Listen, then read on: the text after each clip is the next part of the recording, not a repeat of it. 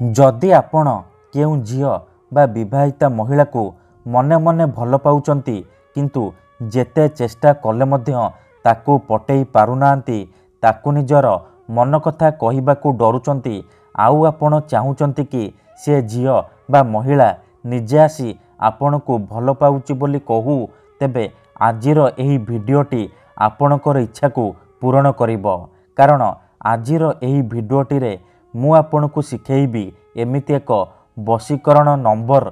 एही नंबर सहित आपण जेउ झियो बा महिलार नाम लिखिदेबे ग्यारंटी देउची सीए आपणक प्रेम रे दीवानी हो जिवो, पागेली परी आपणकू भल पाइबो। हाँ फ्रेंड्स, जदि आपण निज पसंदर झियो को पटेई पारुनांती ता पछरे गोड़ेई गोड़ेई निजर सबु समय सारी सारिलेनी किंतु से झियो को पटेई पारुनांती तेबे मात्र थरे एही वशीकरण करिकी देखंतु। एही वशीकरण करिबा पई आपणकू कोनोसी प्रकार मंत्रतंत्र करिबाकू पड़िबनी किंबा किछि भी पैसा खर्च करिबाकू पड़िबनी।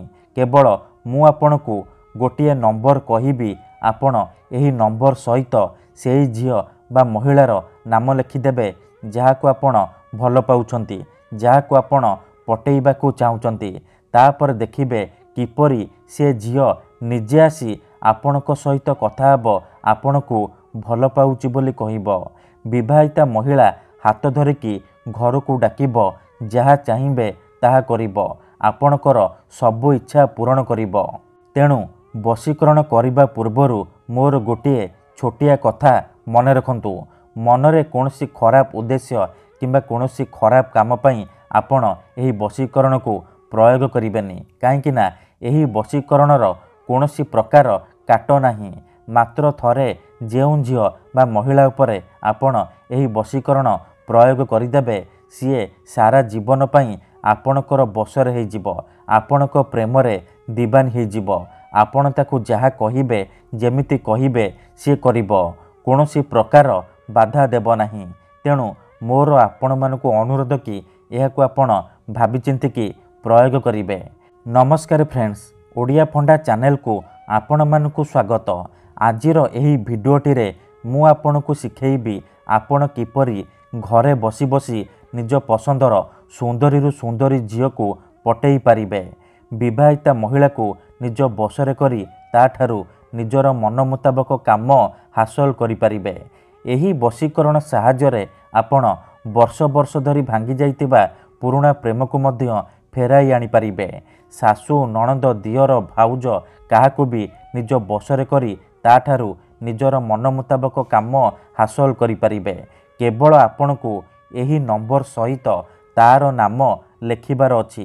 तापर देखिबे किपरि सी आपणक आडकू आकर्षित हेबाकू लागिबो, जहा चाहिबे ताहा करिबो, कोनोसी प्रकार बाधा देब नाही।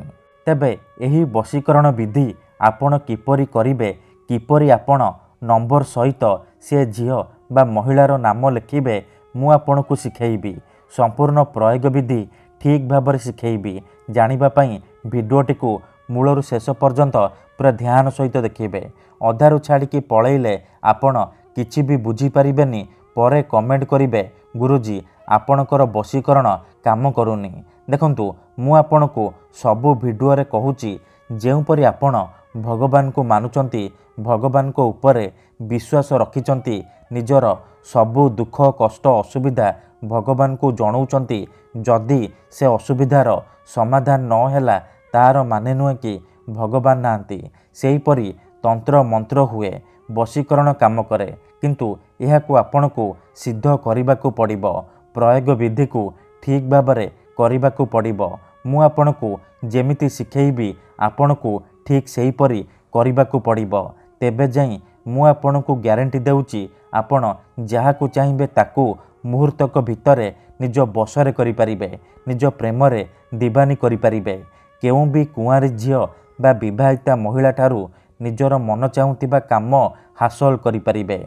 ठीक अछि, तेबे विधिटी जानिबा पूर्वरु जदि आपण आम चैनल को नुआ आसीचंती तेबे दयाकरी चैनल को सब्सक्राइब करी ପାଖରେ ଥିବା ବେଲ୍ ଆଇକନ୍କୁ ମଧ୍ୟ ଦବାଇ ଦିଅନ୍ତୁ, ଯାହାଦ୍ୱାରା ଆମେ ଯେଉଁ ବି ଭିଡ଼ିଓ ଅପଲୋଡ଼ କରିବୁ ସର୍ବପ୍ରଥମେ ଆପଣ ଦେଖିପାରିବେ ଆଉ ତା'ର ଲାଭ ପାଇପାରିବେ।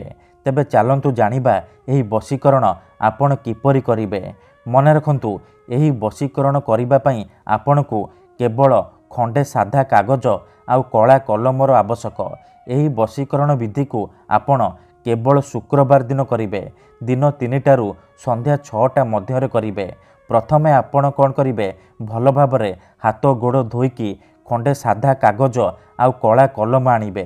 ତାପରେ କୌଣସି ଏକ ଜାଗାରେ ଚୁପଚାପ ବସି ପଡ଼ିବେ, ଯେଉଁଠାରେ ଆପଣଙ୍କୁ କେହି ଦେଖିବେନି କିମ୍ବା ଡାକିବେନି।